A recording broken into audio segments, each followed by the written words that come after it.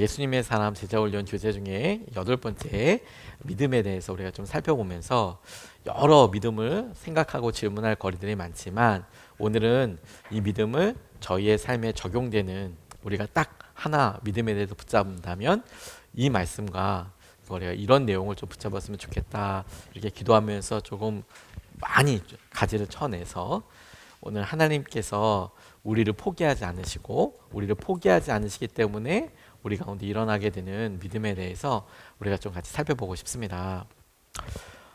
정말 하나님이 계실까? 혹시 이런 질문 해보신 적이 있으신지 모르겠어요. 내가 기도하는 것을 하나님이 들으실까? 우리가 기도하면서도 이게 기도가 응답이 될까? 이런 생각은 안 해보셨는지요? 또 하나님은 정말 나와 함께 하실까? 지금 나와 함께 하고 계셔서 혹은 우리 교회와 함께 하고 계실까? 이런 질문들을 우리가 해본 적이 있다면 사실 이런 질문은 처음 믿음 생활을 하는 사람들에게 떠오르는 질문이 아니고 신앙생활을 오래 한 사람들에게서 사실은 발견되는 질문입니다. 하나님은 계실까? 왜냐하면 그 일을 끝까지 경험하다 보면 왜 이게 안 될까 뜻대로. 그리고 한두 번씩 하나님의 응답을 경험해 본 사람들이 오히려 그런 갈망으로 왜 하나님은 내 기도를 안 드시는 것 같나. 그러니까 믿음 생활을 오랫동안 한 사람일수록 정작 이런 질문들을 많이 하게 되고 오히려 믿음이 없다라고 생각하는 경우들을 저는 많이 보았습니다. 그래서 우리 자신이 생각하는 믿음의 어떤 형태, 이러면 믿음이 좋지, 혹은 이런 믿음의 사람은 이런 해야지, 이런 식으로 접근하기보다 왜 우리 기준이 자꾸 바뀌니까 하나님께서 어떻게 믿음을 말씀하시고 그리고 우리가 보이는 행동에 대해서 하나님은 어떻게 반응하시는지 어떤 마음이신지에 대해서 우리가 살펴보고 오늘 우리의 믿음을 다시 재조정할 수 있으면 좋겠습니다. 오늘 히브리서 11장 말씀은 믿음장이라고 해서 성경 중에서 믿음에 대한 설명과 정확한 정의로 유명한 말씀입니다. 그 중에서도 우리가 읽은 11장 6절 말씀은 믿음의 딱 한 절 이렇게 이야기하듯이 핵심을 이야기하고 있죠. 오늘 말씀을 통해서 주님께서 우리에게 두 가지 믿음에 대한 정의와 그래서 우리 삶에 적용하게 하는 실제적인 도전에 대해서 우리가 살펴보고 싶은데, 첫째로 우리가 오늘 본문을 통해서 붙잡고 싶은 것은 우리가 믿는다라는 것은 무엇이냐, 하나님이 계시다는 것을 믿는다라는 점에 우리가 좀 주목하고 싶습니다.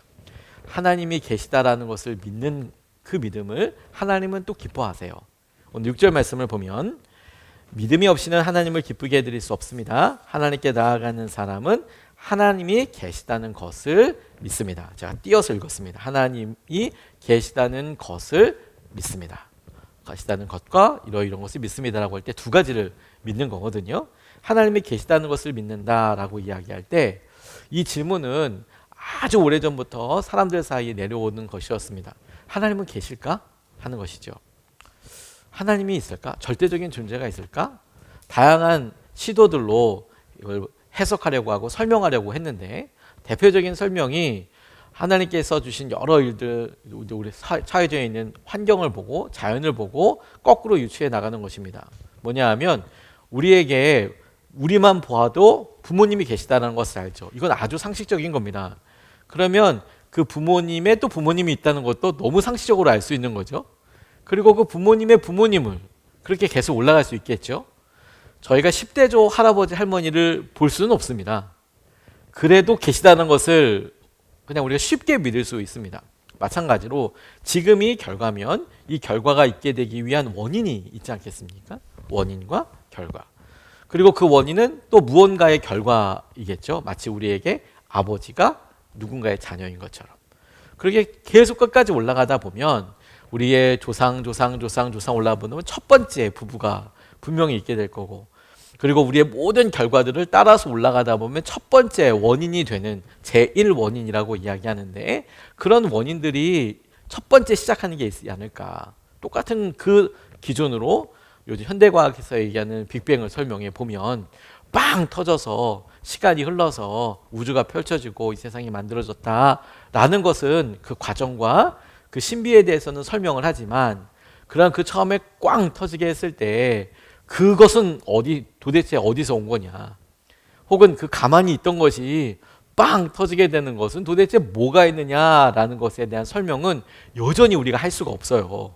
그러니까 지금 나타나는 과학 현상들을 빅뱅이나 뭐 여러 가지 지금의 과학으로 설명하지만 이런 우주론적인 접근으로 결과에 대한 원인, 제1 원인은 도대체 뭐냐라고 설명해 보면 그 처음에 태초의 존재, 처음에 그 일을 하게 하신 첫 번째 원인이 되시는 분, 동력자, 그분이 하나님이시다, 신이다.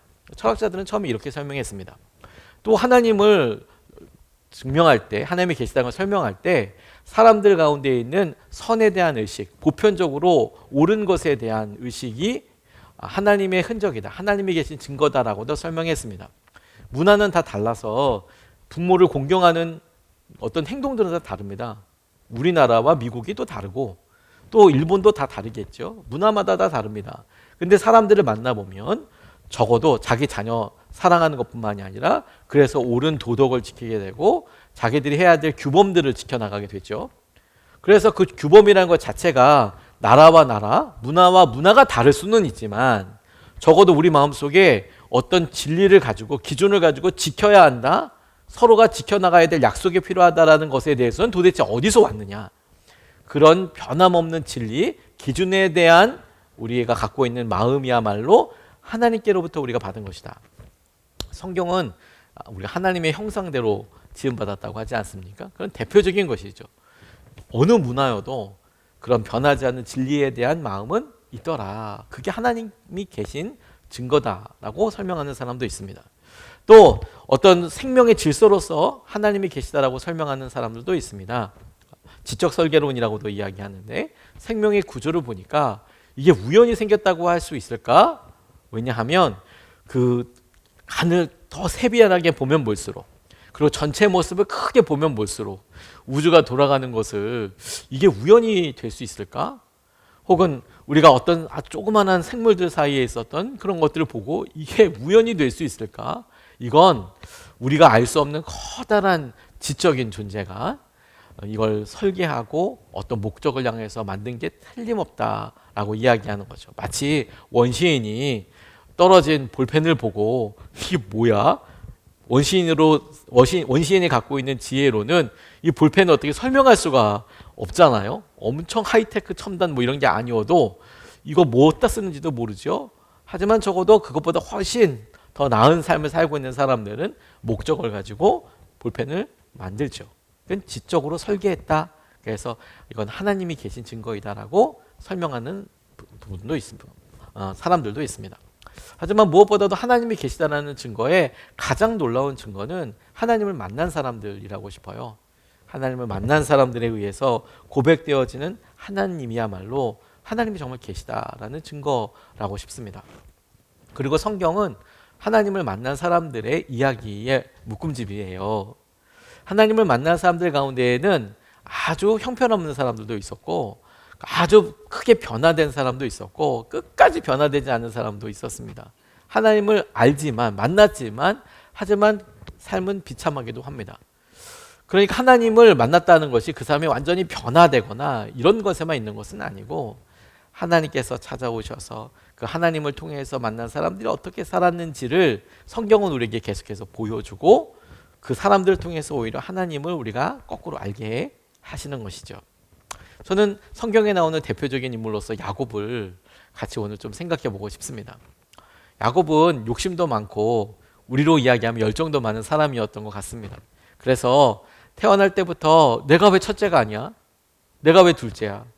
그래서 장자의 축복도 받고 싶었고 장자라는 명분도 갖고 싶었지만 그런 여러 방법에 있어서 잔머리도 대단한 사람이었습니다. 근데 그런 잔머리도 열정이 있으니까 쓰는 거 아니겠습니까? 그러다가 결국엔 아버지 속이고 형도 속여서 축복받고 야반 도주하듯이 도망가죠.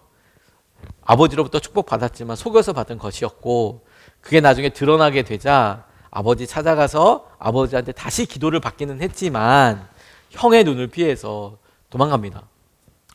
그런 그가 베델이라는 곳에서 하나님이 찾아오셔서 약속하세요. 내가 너와 함께 하겠다.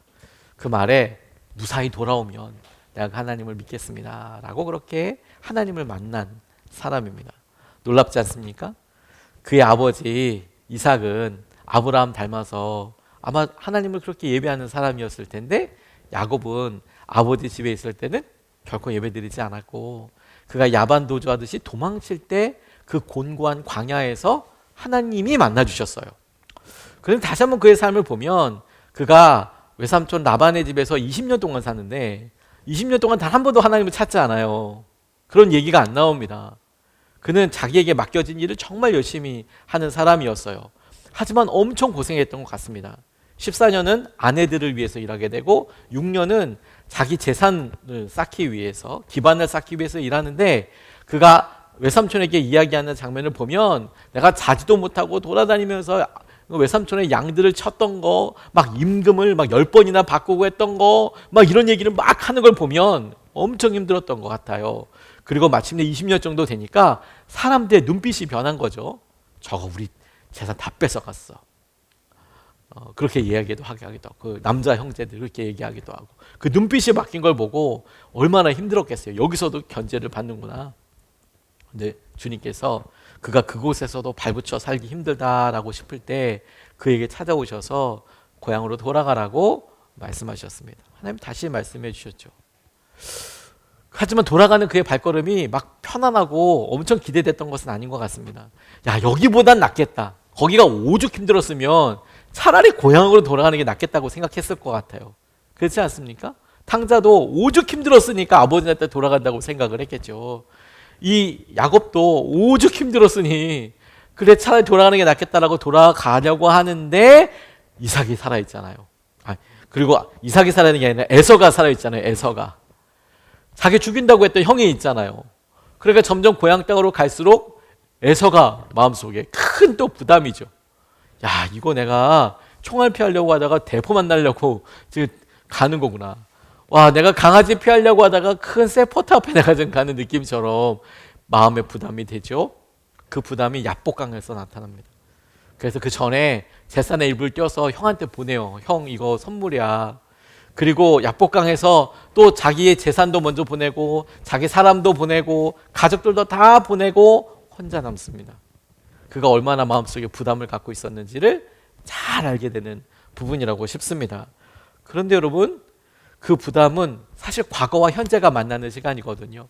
과거에 어리석었던 자기, 실수했던 자기, 속였던 자기, 죄지었던 자기가 이제는 좀 변했다고 이야기하고 싶은데 현재 그 변화된 모습으로 과거의 자기를 판단하게 마주하기가 쉽지 않죠.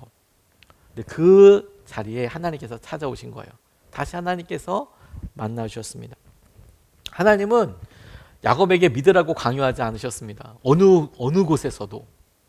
하나님은 그를 설득하려고도 하지 않으셨습니다. 그리고 지금 그가 힘들어하는 바로 이곳에 다만 찾아오셔서 그의 허리춤을 잡으셨어요.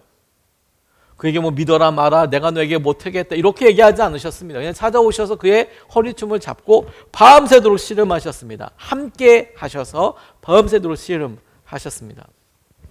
야복나루에 선 야곱, 우리는 그 야곱이 그렇게 변화됐다. 이스라엘이라는 이름으로 바뀌어서 하나님과 겨루어 이기고 사람들과도 겨루어 이겼다라는 점에 그의 변화, 그에게 새로운 삶, 우리는 거기에 주목하지만 정작 정말 중요한 것은 무엇이냐면 야곱의 이런 삶에 하나님께서 그를 나타나셔서 찾아가셔서 만나주시고 하나님을 떠나서 사나울 같은 그 야곱에게 다시 나타나셔서 말씀하시고 20년 만에 다시 돌아가려고 하는 야곱의 부담감과 연약함에 다시 말씀해 줘서 찾아가 주시고 그런 모든 순간에 한 번도 믿으라고 말씀은 하지 않으셨지만 끝까지 그를 포기하지 않고 보고 계셔서 마침내 야복강에서까지 그 야곱을 세우어서 그 야곱의 허리춤을 잡으시는 하나님을 보아야 한다는 거예요. 그게 믿음이거든요.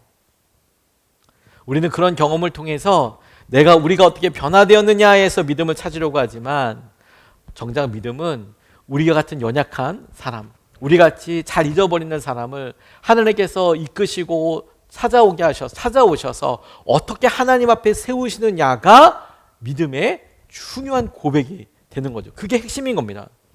그래서 주님 우리의 삶의 중심이 되셔서 우리를 붙잡아 주시는 것이죠.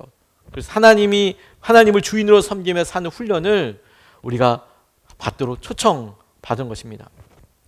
믿음은 우리가 하나님을 찾아낸 결과가 아닙니다.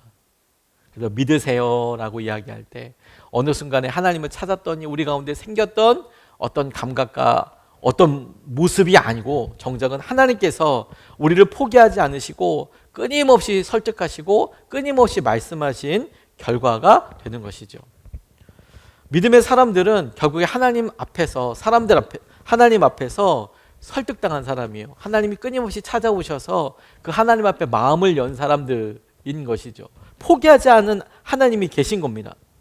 이 과정에서 맨 마지막에 설득되는 영역이 이해인 것 같아요. 내가 이 모든 상황을 이해하게 되었습니다. 이게 무슨 말이냐?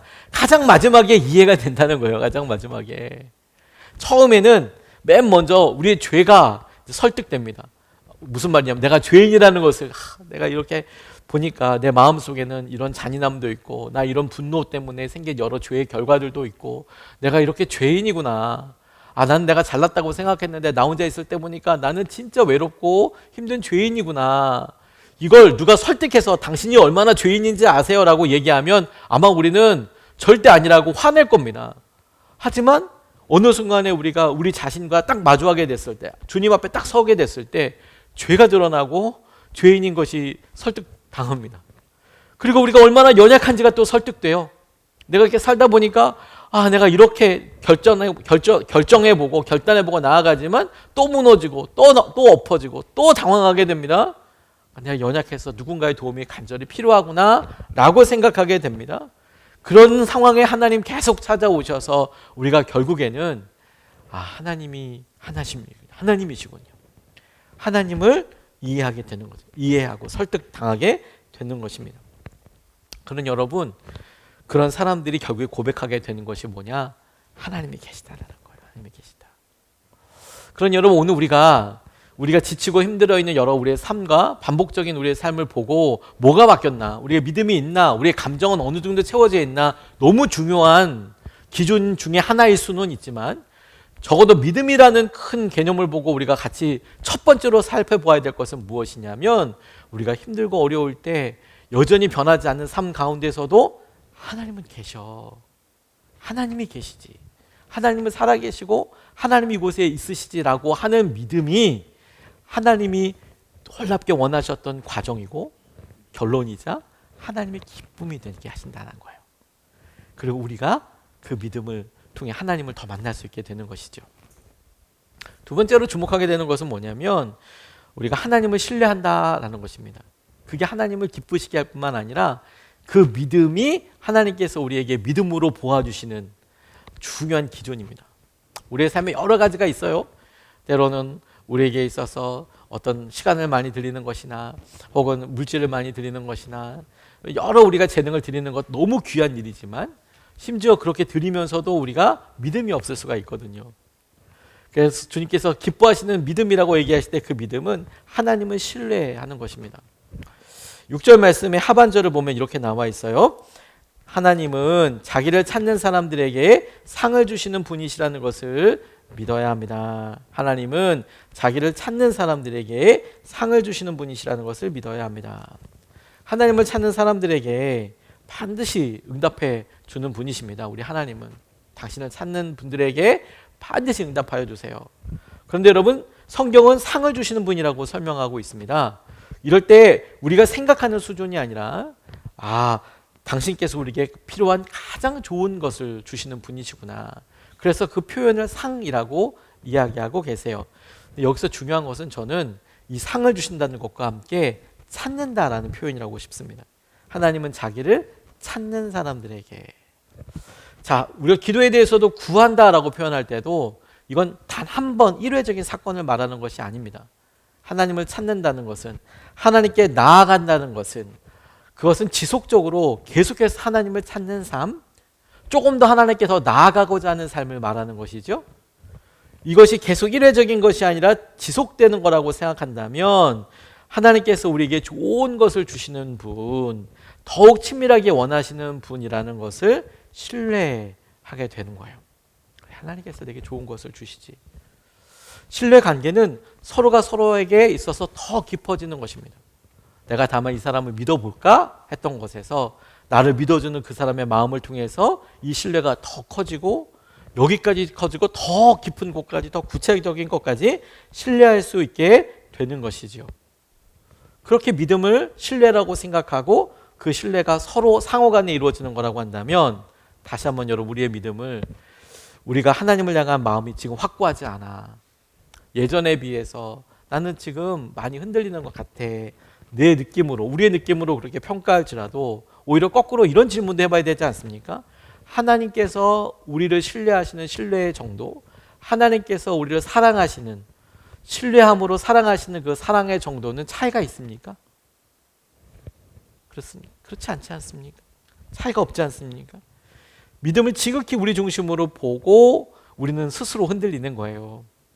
근데 여러분, 하나님은 그런 우리를 여전히 신뢰하듯이 기다려주고 계시지 않습니까?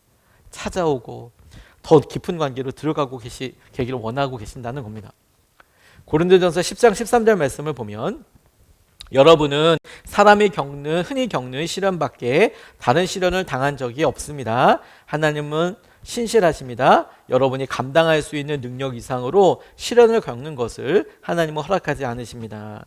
하나님께서는 시련과 함께 그것을 벗어날 길도 마련해 주셔서 여러분이 그 시련을 견뎌낼 수 있게 해주십니다. 감당할 수 있는 능력 이상으로 시련을 겪는 것을 하나님은 허락하지 않으신다. 하나님은 시련과 함께 벗어날 길도 허락하여 주신다. 이렇게 이야기하세요. 벗어날 길? 아니, 그걸 주시면서 왜 이런 것들을 하게 하실까?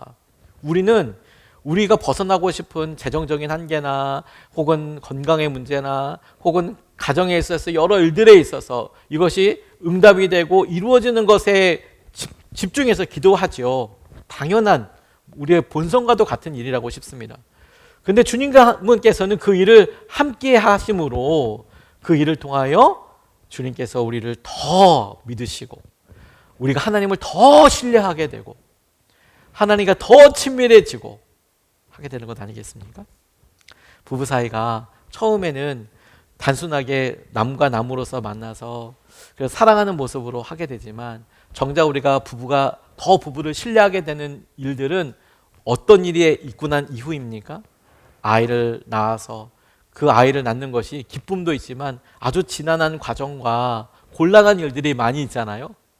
그런 어려움을 같이 마주하다 보면 그 마주할 때는 약간의 갈등도 있을 수 있고 어렵지만 통과하고 나면 전우회 같은 게 생기잖아요. 더 신뢰하게 되지 않습니까? 더 부부가 있게 되지 않습니까?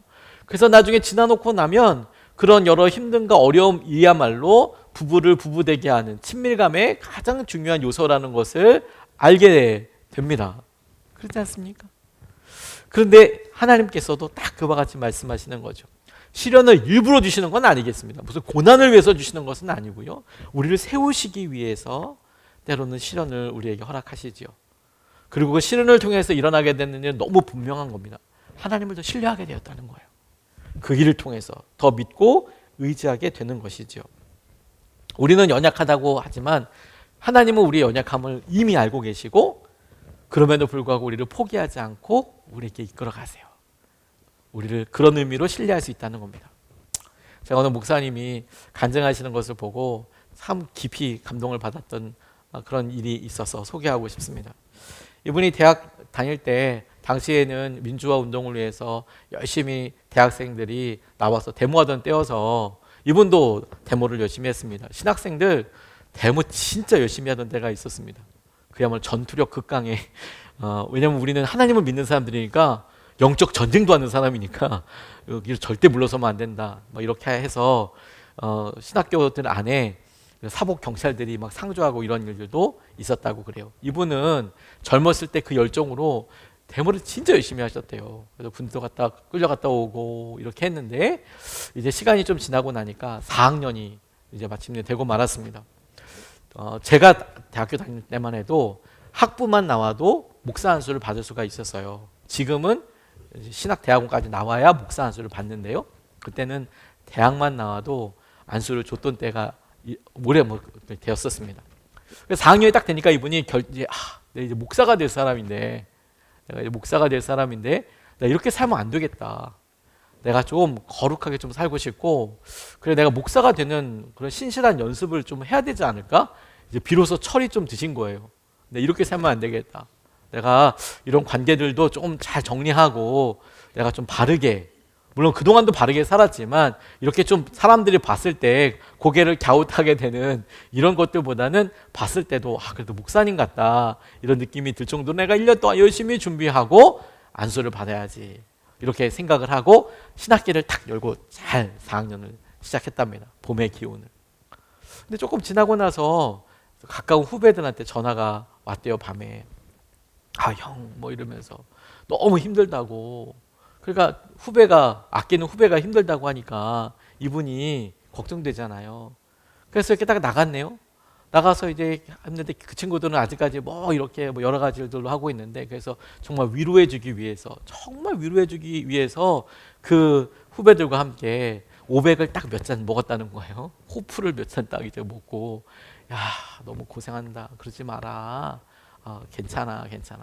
자기가 평소 때 했던 일에 비하면 진짜 말도 안 되는, 정말 이건 완전히 경건하고 거룩한 정도밖에 안 된다는 거예요. 그동안에는 그렇게 많이 마시고 돌아다니고 그랬는데 네가 너무 힘드니까 진짜 위로해주기 위해서 딱 몇 잔 마셨는데 걸렸어요. 학교에. 지금도 감신대에서는 그 술 먹다가 걸리면 신학생들 정학 먹습니다. 근데 그렇게 데모하고 돌아다니고 그렇게 하고 이럴 때는 안 걸렸는데, 자기가 열심히 이제 목회하겠다고 딱 다짐하고 그리고 신학기를 시작했는데 걸린 거예요. 그래서 이제 그것 때문에 이제 징계위원회 열리고 그러니까 이분이 정말 낮고 겸손한 마음으로 당시에 그 감신대 지하에 보면 기도실이 있었거든요. 거기서 정말 금식하면서 기도했대요. 하나님, 저에게 기회를 주십시오. 제가 3년 동안 학교 다니면서 하나님 잘 아시잖아요. 근데 제가 4학년 때 이거 진짜 마음이, 주님 정말 기회를 주십시오. 제가 정말 주님께 좋은 목사가 되겠습니다. 제가 정말 주님만 따르겠습니다. 거룩하게 살겠습니다. 정말 금식하면서 간절히 기도했답니다. 징계위원회가 이제 기다려주고 있을 때까지. 사람이 진짜 겸손해지지 않았겠어요? 근데 친구들이 얘 진짜 많이 변했어요. 3학년 때까지는 난리였는데 진짜 4학년 때는 변했고, 그것도 얘가 그런 게 아니라 친구들이, 후배들이 그러니까 진짜 거기 같이 있어주면서 그런 거예요 라고 이제 대신 변호해 주기 위해서 친구들이 몇 명 교수님을 찾아갔는데, 당시에는 이런 상황도 힘들고 어렵잖아요. 사복 경찰도 있고. 그러니까 어떻게 사람들이 생각했냐면 친구들이 총장실 점거하러 왔다 이렇게 누명을 쓰고 친구들이 정학을 먹게 됐어요. 친구들은 얘가 진심이라고, 지금 얘가 그런 거 아니라고 이렇게 말해주러 갔다가 총장실 점거하려고 했다. 이래서 정학 먹고, 그리고 같이 연루되어서 이 사람은 좀 더 길게 이제 정학을 먹게 된 거예요. 열심히 이제 기도실에서 결과를 기다리면서 간절히 기도하고 있는데, 평소 때 아끼던 선생님이 찾아와서, 야, 너 상황도 이렇게 힘들고 그러니까 조금 학교를 좀 떠나 있어라, 좀 쉬어라 이러면서 되어진 일을 얘기하는데, 조금 전까지 기도실에서 간절하게 하나님, 제가 진짜 거룩하고 경건한 목사가 되겠습니다 이렇게 금식하면서 기도했던 이 청년이 화가 그렇게 확 나면서 그 교문을 갖다 발로 빵 차고, 내가 다시는 오라봐라 그래서 소리를 버럭지로 나가버렸대요. 그게 왜 이러고 하나님께 이렇게 기도했는데, 그리고 확 떠나버렸답니다. 하지만 세월은 또 점점 다가오죠. 하나님께서 부르시는 사람은 또 시간이 지나면 오지 않겠습니까? 이분이 사회생활도 하고 직장도 다니고 시간이 꽤 많이 흘러서 다시 이제 학교에 돌아와서 안수도 받고, 그리고 목사님이 되셨어요. 그리고 그때 열정으로 열심히 목회를 하니까 또 교회가 이렇게 부흥하고, 교회가 부흥하니까 교회를 옮겨야 되는 상황이 됐습니다. 성도들과 열심히 기도하면서 재정이 모이고, 그래 지금 그분들이 모였던 그때 장소보다 더 넓고 더 좋은 것으로 이제 알아보고 계약도 하고 준비가 다 되어가는 찰나에 이제 잔금마저 딱 치르고 이제 들어가면 되겠다, 들어가면 뭐하지 이런 꿈과 기대를 갖고 있었던 때에 청천벽력 같은 소식을 듣게 됐어요. 그 마지막 잔금 치르려고 이제 잔금을 부동산에서 달라고 해서 이 사람에게 맡겼는데, 이 부동산에서 그걸 갖고 잠적한 거예요. 도망간 거예요. 잔금 전액을 가지고. 그러니까 교회에서는 여러 힘들긴 하지만 그래도 마지막 잔금 맞춰서 이렇게 하면 돼. 그래서 재정 플랜을 다 짜고 했는데 갑자기 이 사람이 사라져 버리니까 재정적으로도 어려울 뿐만 아니라 이거 계약은 어떻게 할 것이며 초비상이 걸린 것이죠. 초비상이. 당장 그 사람 찾아라. 어디 갔냐? 어디 도망갔냐 이 사람. 근데 아예 마음을 딱 결심하고 도망갔으니까 찾는 것도 쉽지 않고 계약 기간은 이제 결정되어 있잖아요. 마지막 잔금을 치러야 되니까. 그래서 온 교회가 비상기도회가 있게 됐어요. 근데 제일 낙심한 사람은 성도들도 낙심을 많이 했지만 목사님이 너무 낙심을 하셨다는 거예요. 이게 뭐냐고 지금 한참 부흥해서 이제 교회가 부흥해서 옮기려고 하는데 이걸 다른 것도 아니고 이 말도 안 되게 이게 지금 돈이 중간에 사라져서 이게 이해도 안 되고 납득도 안 되고 막 힘들게 마음이 너무 낙심되는데 찬양을 이렇게 인도하시죠. 기도회 저녁에 나가서 성도들에게도 나와서 기도하는데 본인도 나가서 기도회 인도하러 찬양을 부르고 찬양 인도하는데 갑자기 마음속에 주님께서 이렇게 팍 영상을 보여주듯이 확 지나가게 하시더라는 거예요. 그게 뭐냐면 예전에 자기가 그렇게 4학년 때 열심히 기도했던 모습 있잖아요. 하나님, 제가 거룩하고 경건한 목사가 되겠습니다. 신실한 목사가 되겠습니다. 그렇게 간절히 기도했던 그 모습이 이렇게 정말 영화가 흘러가듯이 이렇게 순간적으로 확 지나가면서 하나님께서 이렇게 말씀하시는 것 같더라는 거예요. 야, 그때 너 4학년 될 때 너 기도실에서 진짜 열심히 기도했잖아. 간절히 기도했잖아. 너 진심으로 기도했잖아. 내가 그때 그 기도가 너무 마음에 들어서 내가 네 삶에 살짝 개입해 봤는데 너는 네 삶이 마음에 드냐? 이렇게 주님께서 물어보시는 것 같더래요. 내가 그 기도가 너무 기쁘고 너무 마음에 들어서 내가 네 삶에 살짝 개입을 해봤는데 너는 네 삶이 마음에 드냐?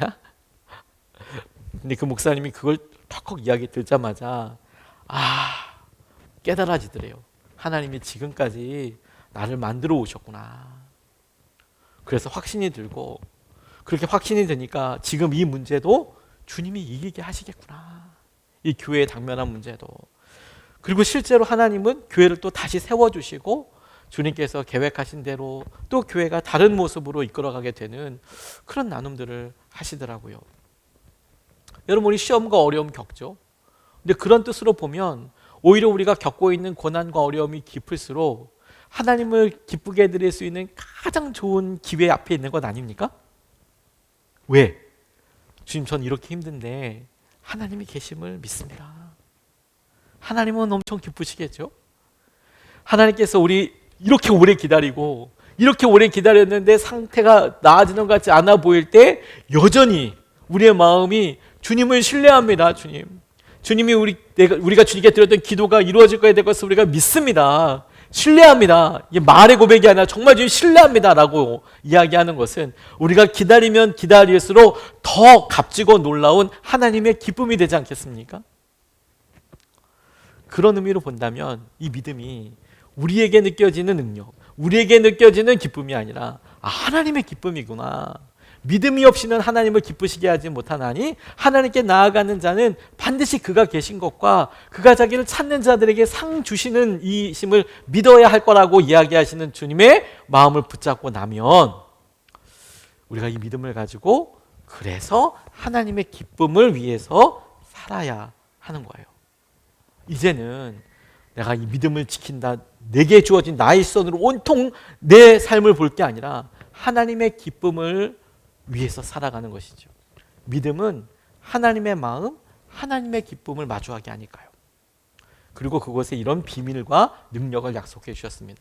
느헤미야 8장 10절 말씀을 보면 이렇게 나와 있습니다. 느헤미야는 그들에게 말하였다. 돌아들 가십시오. 살진 짐승들을 잡아 푸짐하게 차려서 먹고 마시도록 하십시오. 아무것도 차리지 못한 사람에게는 먹을 몫을 보내주십시오.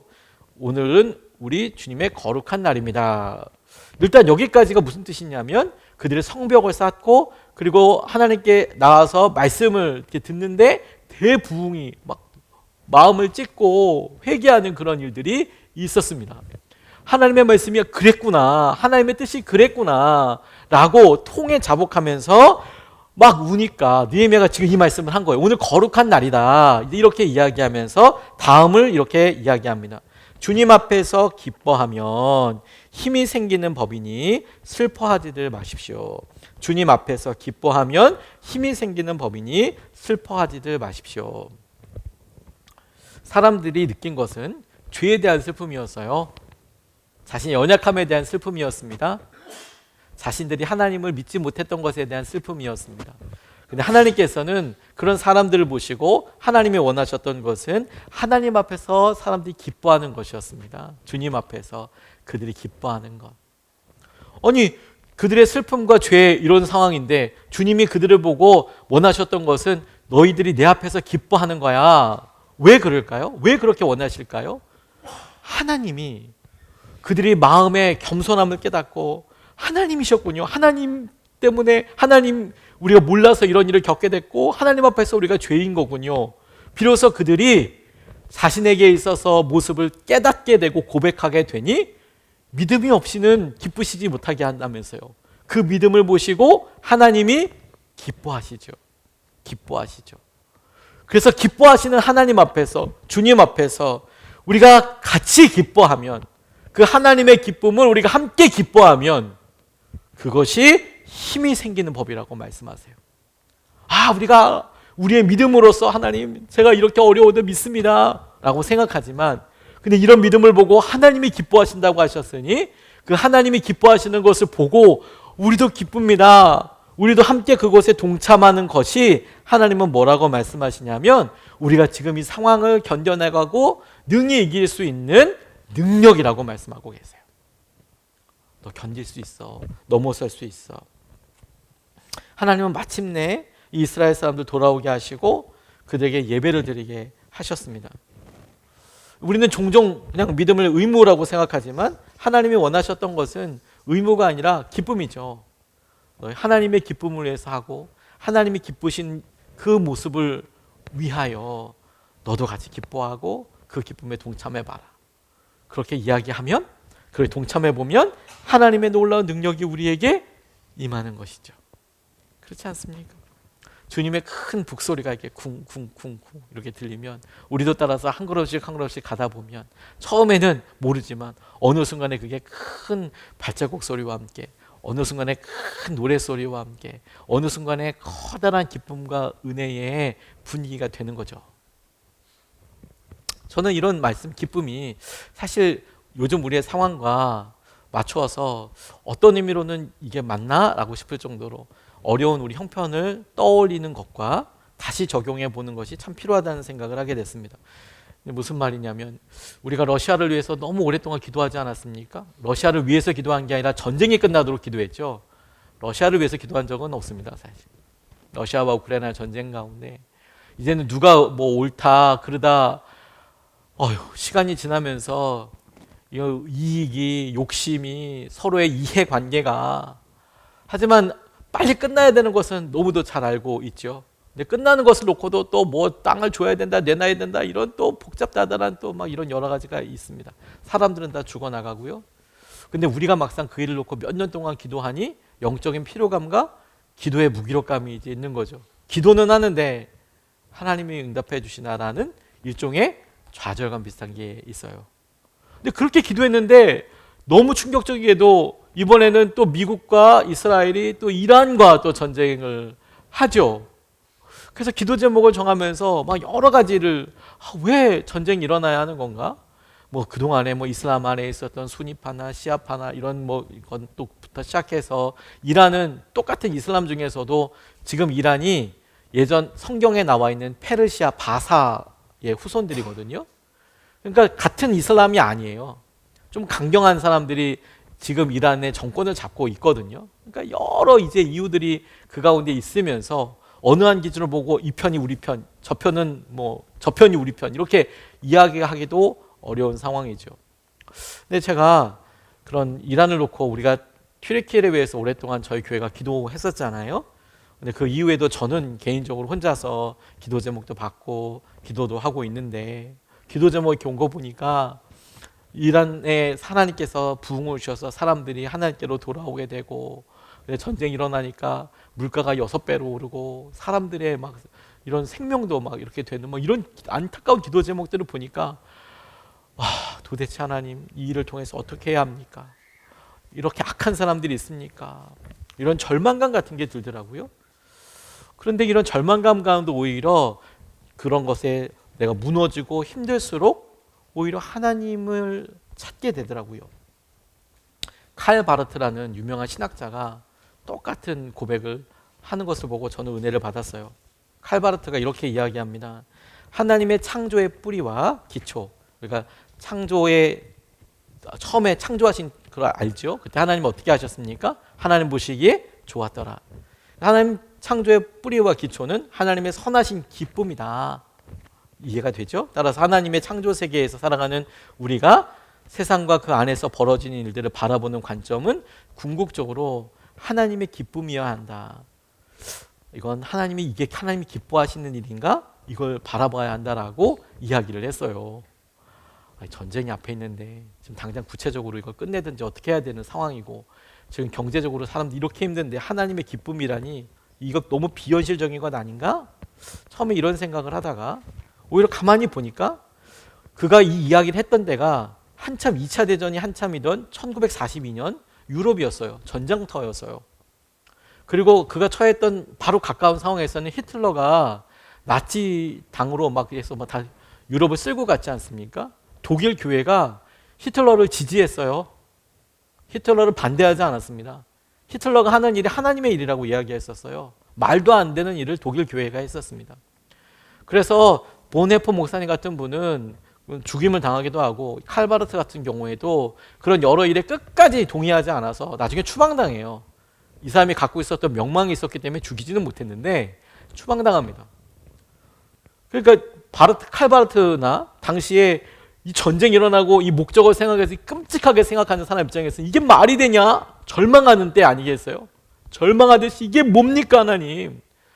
악한 사람들이 있고 끝나지도 않고 저 사람은 저렇게 악에 득세하고 저런 사람이 여전히 있는데 하나님의 기쁨이요? 이게 어떻게 하나님의 기쁨이 됩니까? 어떻게 하나님 이렇습니까? 라고 오히려 그렇게 이야기하지 않습니까? 그런데 여러분 이런 전쟁과 상황들을 가만히 보니 아우슈비츠 같이 정말 극단적으로 힘들고 어려운 순간에 절대적인 절망 가운데 있던 사람들을 보니 하나님 없어. 하나님을 어떻게 믿어? 하나님을 어떻게 신뢰할 수 있어? 어제도 내 남편이 죽었고 아내가 죽었고 우리 아이들이 가스실에서 죽는 거를 내가 봤는데 어떻게 하나님을 믿어? 어떻게 하나님을 신뢰해? 어떻게 이 장면이 끝난다고 믿어? 우리 이렇게 생각할 것 같지만 정작 아우슈비츠나 죽어가는 사람들이 절대적인 절망을 경험하고 난 그 가장 밑바닥에서 그들의 고백은 오히려 하나님을 찾아요. 그리고 하나님의 선하심에 대해서 기도하게 됩니다. 포기하지 않습니다. 하나님 이 일이 하나님의 기쁨을 위해서 쓰임받게 해주십시오. 그리고 그들이 그런 절망 가운데서 붙잡았던 하나님은 그들이 어느 상황과 어느 형편에 있든지 그들이 하루를 충분히 이길 수 있는 승리의 힘을 주셨고 그리고 그것을 통해서 하나님께서는 당신의 사람들 그 위에 놀랍게 통과하고 넘어설 수 있도록 또 붙들어 주셨어요. 역사의 결과를 우리가 다 알 수는 없죠. 다만 우리에게 주어진 짧은 여러 지식과 한계로 우리도 어떤 것을 평가하면서 살아갑니다. 그리고 그 평가가 서로가 다를 수도 있습니다. 하지만 그렇게 다르다고 이야기할지라도 우리가 중심을 붙잡고 가장 중심으로 물어야 될 것은 하나님의 기쁨을 위해서 살게 해주십시오. 하나님 이런 상황과 이런 순간에도 하나님은 계십니다. 하나님 이런 순간에도 우리는 하나님을 신뢰합니다. 그리고 하나님께서는 정확하게 돌려서 얘기하는 게 아니라 아주 명확하고 분명하게 말씀하십니다. 그게 하나님의 기쁨이라고요. 믿음이 없이는 하나님을 기쁘시게 하지 못하나니. 다시 말해 믿음이 하나님을 기쁘게 하시는데 그 믿음의 중심은 하나님이 계신 것과 하나님은 살아계시고 이곳에 계시고 존재하시고 어떤 순간에도 하나님은 분명히 계시고 그분을 찾는 사람들에게 상으로 좋은 것으로 선한 것으로 인도해 주시는 분이신 것을 믿는 그것을 하나님을 기뻐하신다고요. 저는 우리의 상황과 어려움이 힘들기 때문에 오히려 하나님을 기쁘게 해드리고, 하나님이 이런 악하고 힘든 세상을 이렇게 이끌어 가신 것은 아닙니다. 우리의 죄가 또 다른 사람의 탐욕과 얽혀서 어떻게 해결할 수도 없을 정도로 막 큰 어려움과 두려움과 힘든 일을 드러내죠. 안 일어나야 될 만한 일들이 일어나고 있죠. 그래서 이런 세상인가 보다라고가 아니라, 그렇기 때문에 하나님, 우리는 이것을 해결해 주실 수 있는 분이 하나님이신 것을 믿으며 하나님을 이때에도 우리가 믿고 의지하겠습니다 라고 고백하여서 하나님을 기쁘게 해드리실 뿐만 아니라 하나님이 공급해 주시는 은혜를, 힘을 우리가 경험할 수 있었으면 좋겠습니다. 히브리서 11장 6절은 다시 한번 믿음을 아주 단순하게 설명해요. 하나님이 계십니다. 그리고 하나님을 찾는 사람에게 응답하십니다. 그래서 믿음의 사람은 결국에 이렇게 살아갈 거예요. 하나님을 향해 살아가고, 하나님을 신뢰하며 살아가고, 그리고 하나님의 기쁨을 바라보며 살아가게 될 것입니다. 우리는 완벽한 믿음을 가진 사람들이 아니에요. 그러나 하나님은 우리를 포기하지 않으시잖아요. 포기하지 않으시고 오히려 사랑해 주신다고 말씀하시고, 사랑해 주시는 그것을 통해 하나님 우리를 그래도 믿어주시는구나, 신뢰하고 계시는 거구나. 야복나루에서 야곱을 붙잡으셨던 하나님이 오늘도 저와 여러분을 붙잡고 계십니다. 그래서 우리가 같이 믿음으로 하나님 우리와 함께하고 계시고, 하나님 놀라운 주의 은혜로 우리를 믿고 인도해 가실 것을 신뢰하며 고백하고 나아가는 저와 여러분 되시기를 주님의 이름으로 축복합니다.